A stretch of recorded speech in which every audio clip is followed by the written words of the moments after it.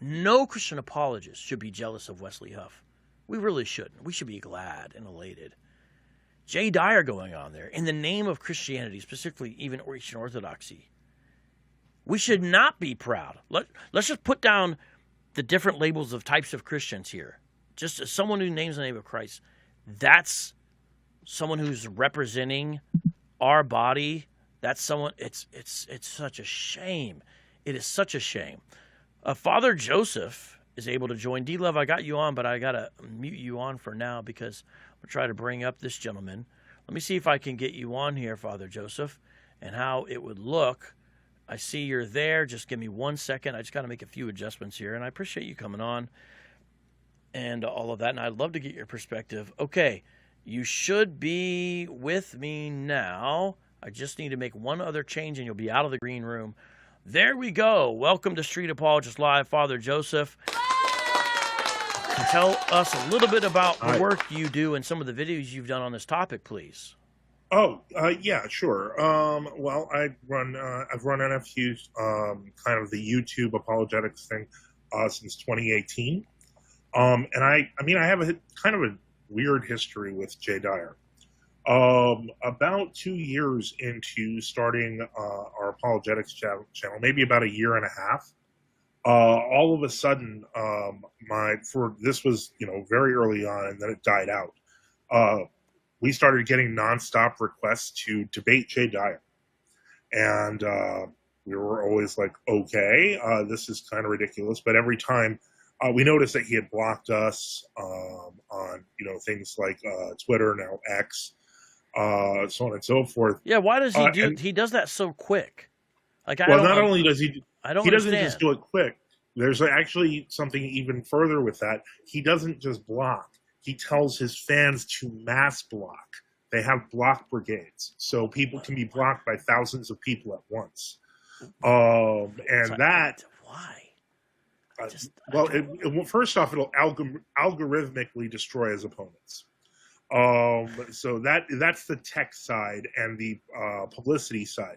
The other side is then he can say, well, I'll take on anyone, and then cherry pick who he wants to actually argue with, who he thinks he can manipulate or who he thinks he can fool.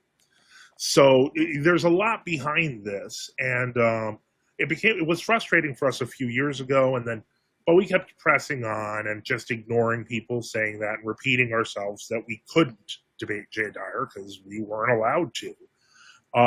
And so it wasn't until, as you may know, Vocab, I'm a true Orthodox Christian, which means we're old calendarist, old calendarist. Right. Well, they call it old calendarist, but like in Russia, for example, everyone is on the old calendar, so they're just called the True Orthodox of Russia.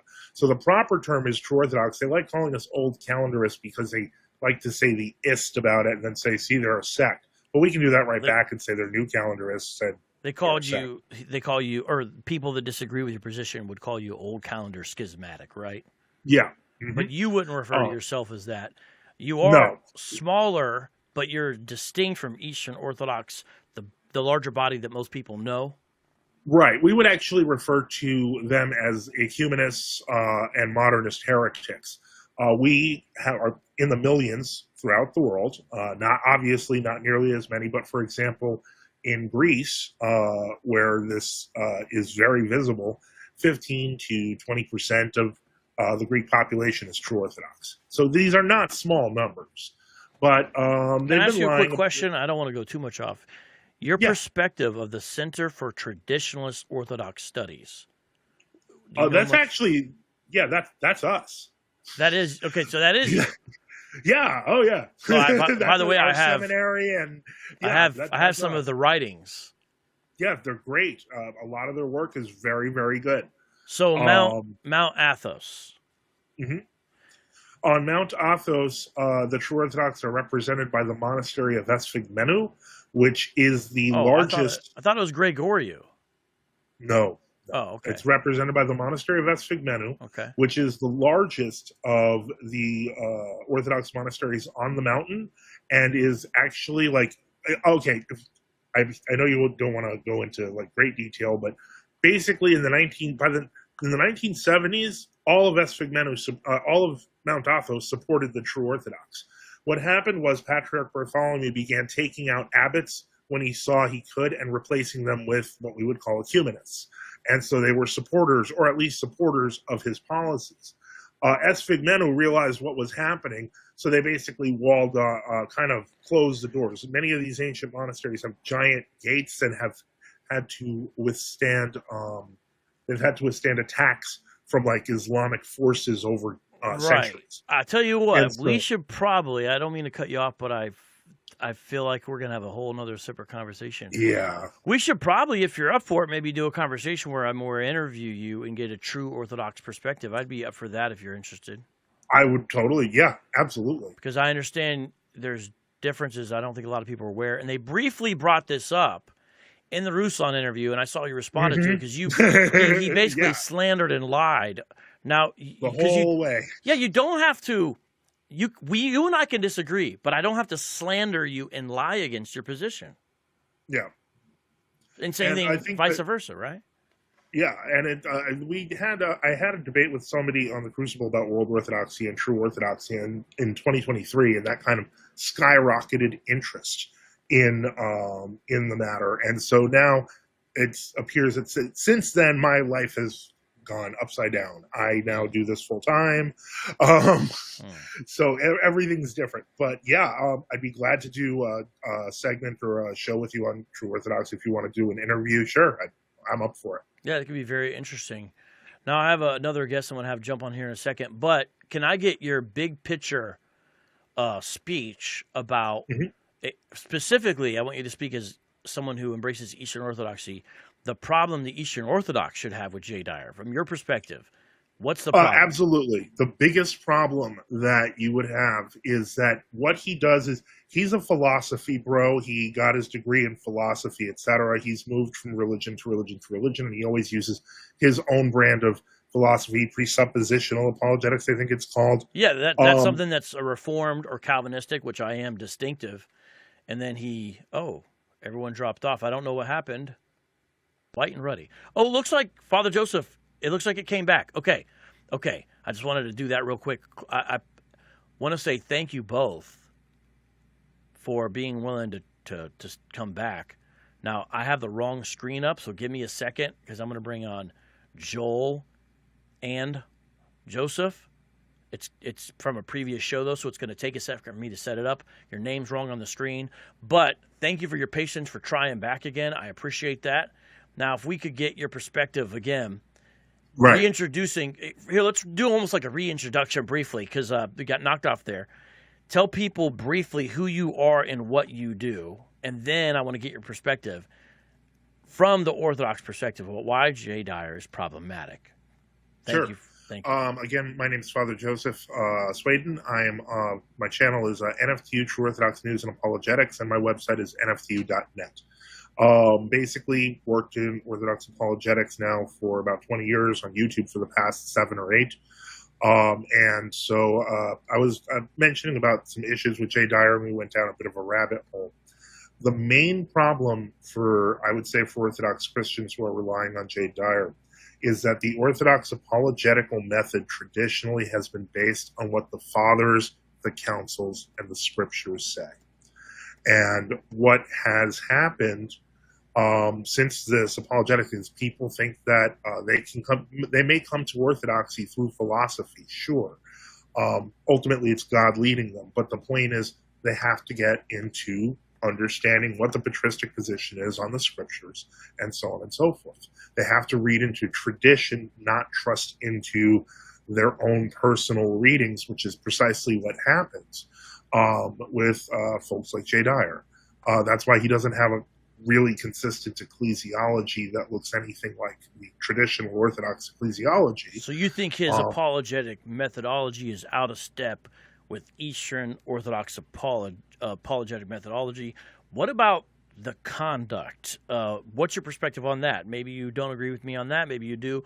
What's your perspective on that issue? Well, I think that I was an early critic of his. I think that I'm an old school kind of guy, and I believe in traditional debates. I believe in having some respect for your opponent, so on and so forth. I mean, there may be a place in political debate, etc. It seems that's the way we're heading towards, where this kind of blood sport and so forth. I think it's embarrassing when using it between Christians, or I mean, so there may be a place for dealing with more violent type of religions. But yeah, in general, it's not the way that Orthodox Christian apologetic has been conducted. There's nothing about what Jay is doing which resembles traditional apologetics. And I mean, you can go as far back as Justin Martyr. Maybe St. Jerome was a little bit on the mean side with some of his commentary, but not like this. Yeah, so it's like one mode. Yeah, because I agree with contexts, and I agree with situations. Like that's the history of Christianity. Yeah, that's the New Testament model and example. But one mode, one context. That's all you have, and really extreme in a lot of cases too. Really, really extreme. Well, when it's proudly called blood sport, and it's you're supposed to be doing apologetics, the purpose is missing. Apologetics, you find even in the scriptures when it talks about having a ready answer. When did having a ready answer become blood sport? They're not the same. And that's, I would say, is why Jay differs from the historical Orthodox position. What about within not just true Orthodoxy, as you would describe to, the broader body of the East as a whole? What about that? Do you think that they also, even those who maybe you wouldn't agree with or be in fellowship but would still be of the East, do you think they should assess him the same way, or do you think right? Well, as a minor qualifier, I should explain what our position is in terms of our own ecclesiology real quick. We believe we are the Eastern Orthodox. Right. In other words, we believe that the people who introduced ecumenism, modernism, etc., are heretics. So, and we don't blame all the people in the church, etc. It's specific, very specific, because a lot of people are being scammed. In our opinion, it's the leadership. They're frauds, because according to the canons, once you propose heresy, you lose your office. So, as far as we're concerned, we just consider mainstream Eastern Orthodox to be a headless body. But as we continue to outgrow them, eventually, as I always say, repentance or replacement. It only goes one of two ways, historically. Yeah, it's interesting because they'll point to examples of, obvious compromise within mainstream Protestant bodies, for example. And we, as Protestants who are conservative, criticize that as well. But then the idea is they'll say, well, come over to the East. But when I look at some of the stuff in the larger, what goes by Eastern Orthodoxy, I'm like, well, this is happening over here too. You got guys writing books just about recycling. Not that that's bad in of itself, but the green patriarch thing, yeah. Oh, and it's like, what's going on? And that's not even the worst of it, obviously. Go ahead. Well, I was going to say, one of the things that I found interesting in the past couple of years since that big debate that changed my life is that a lot of Protestant channels have been reaching out to me because they know they've encountered exactly what you're saying, and then they realize there are Orthodox who are actually condemning them for that too, and they're like, we want to know more. So it's pretty funny that, I mean, some people have said you're being weaponized against the World Orthodox. We usually call them World Orthodox, and I'm like, well, fine. Because you're still wrong. It doesn't matter who's telling you you're wrong. You're wrong, guy. Yeah, and we should sort of police our own. And if I'm part of an online apologetics community, in a sense, with Jay, to me, that's part of what I'm doing, in a sense. Even though, because when he goes on those platforms, they understand him to be a Christian, and then he's acting this way and doing this way. It's such a bad look. And I know there's a lot of humble, well-meaning, family, Eastern Orthodox people of all stripes and types who are embarrassed by this behavior, and this is what's getting represented as their faith? Yeah.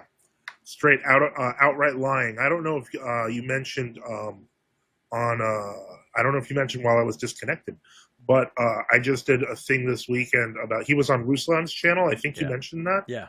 And so someone told me about it because, we have followers So someone wrote me in the middle of the night and said, you really need to subscribe to Ruslan's channel and see these clips. And I saw it. I just saw nonstop lying. So and he was wants to see that, totally mocking you guys. And lying. Yeah. Basically acting like you were like a trailer park religion or something. Yeah, and that's why I had to show pictures of like the theophany celebrations in Greece, which are on the traditional calendar. And there's literally thousands of people in the streets, and it's a huge, massive thing where people are wearing their traditional clothes in a giant parade and so on and so forth. I'm like, yeah, okay, we're the trailer, sure. He just describes everything that he doesn't like as the Diamond Brothers. Yeah, interesting. Yeah, they have an interesting video on him. That is what he does. Well, thank you for your perspective. You and I, sir, are going to have our disagreements, but there's a difference between being able to talk with someone. I can understand Absolutely. You're going to have a very different perspective than me, but I don't have to hate you. I don't have to talk down to you. In fact, I would want to learn from you before I said, okay, well, here's agreements, here's disagreements. That's what we're supposed to do. Yeah, there's a place for open discussion, and it can even be hostile. I'm not necessarily against that. If you genuinely believe something I'm doing is wrong, you should tell me. But the point is that the behavior that I've witnessed and I've dealt with, that's unacceptable. But I will still, people keep saying debate Jay Dyer. Set it up. I'm not afraid of him. Anyway. I've hosted debates before. It's not the main thing I do here, but I have hosted them before. I believe I'd be very fair. I would love to host that debate. I would have you as mod. Let's do this. Yeah. Now, of course, I mean, the good thing is, you're a bigger platform. So let's see what Jay's little cult wants to say. But I accept. So that's excellent. Yeah, those Dyerites, they are something else. My goodness, and they imitate the behavior, unfortunately, of their leader. Yep. Well, I think we have some interesting things to learn from you, even in the midst of disagreements, and we could talk more. Thank you for giving the true Orthodox perspective on that. Thank you very much. And I'll be glad to talk about it whenever you want. Just reach out to me, and my email's on my channel. You have a great night. All right. God bless. Thank you very much. Yes, sir. All right, Joel, thank you so much for being patient. I apologize for all that back and forth. And by the way, Schoolboy in queue, I see you. I'm going to bring you up to here. Let me talk to Joel first, but I am bringing you up.